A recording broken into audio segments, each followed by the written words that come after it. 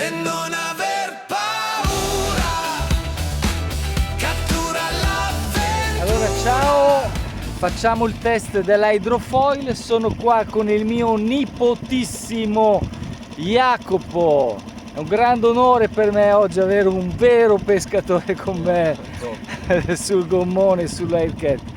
Ora facciamo il test dell'hydrofoil per vedere con l'hydrofoil se il motore procede correttamente, se rimane il gommone in asse, se andiamo a evitare il fenomeno della cavitazione.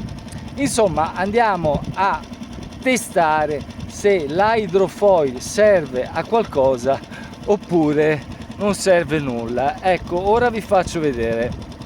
Non so se si vede qua sopra l'elica del motore c'è l'hydrofoil che serve proprio per impedire al motore di andare troppo in impennata durante l'accelerazione. Vado a calare il motore,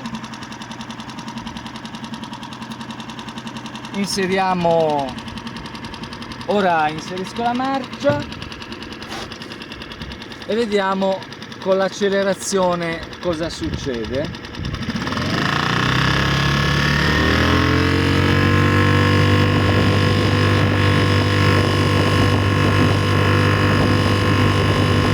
Allora, l'Aircat è implanata,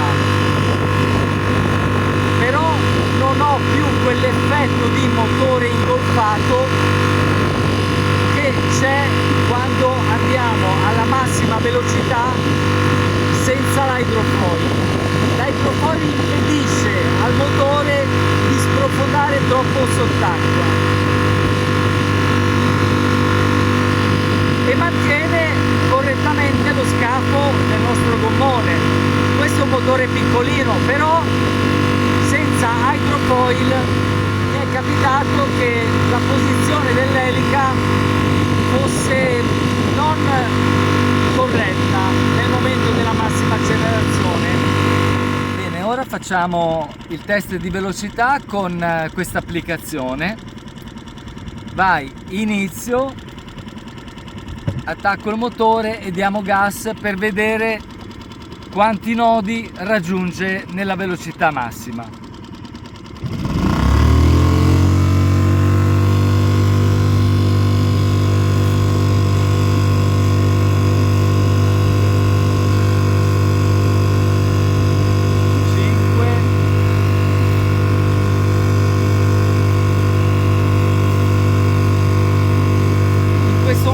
Siamo a 5. Ora vado a cambiare la direzione per vedere se siamo in corrente o in controcorrente.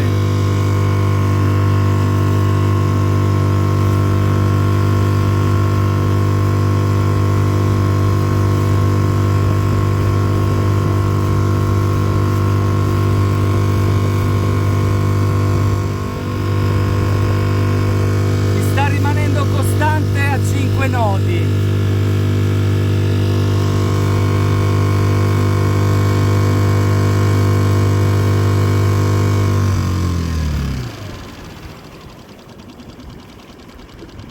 Allora, siamo in due sull'Aircat e mio nipote Jacopo, insomma, è un ragazzotto di 1,85 m che pesa qualche chiletto oltre al sottoscritto, quindi chiaramente bisogna considerare il peso che attualmente abbiamo sull'Aircat. Rifacciamo la prova, in questo momento siamo fermi in folle e vado in accelerazione.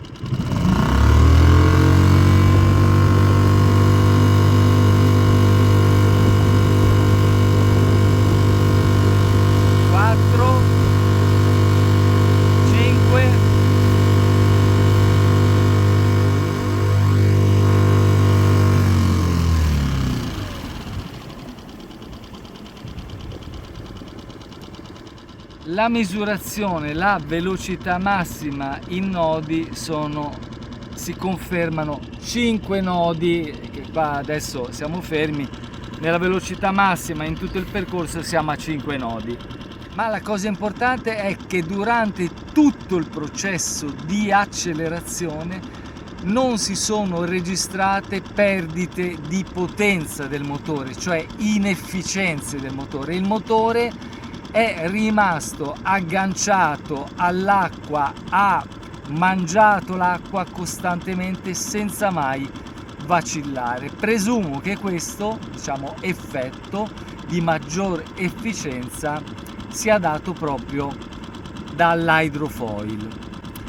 Quindi non posso altro che, insomma, essere soddisfatto di questo accessorio, un accessorio che costa veramente poco, circa 15-20 euro al massimo, facile da installare e sicuramente nell'imbarcazione la mia impressione personale è che vada a rendere la navigazione più stabile, migliore, senza andare a creare delle inefficienze in termini di velocità. Allora facciamo un ultimo test, siamo tutti e due seduti qua sulla panca a poppa, qua vicino al motore.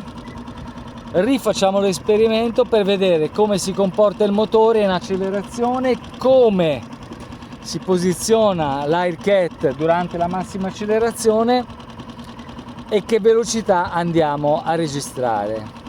Ok? Siamo pronti? Vai! Inseriamo la marcia.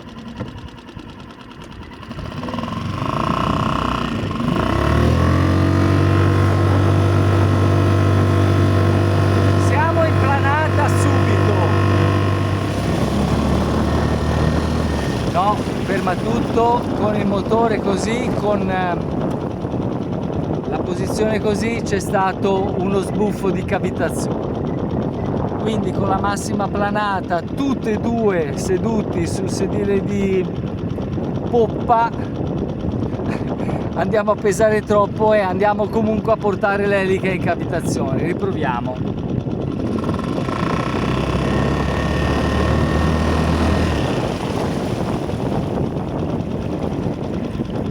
C'è proprio un problema dello scarico dei fumi, non scarica più bene.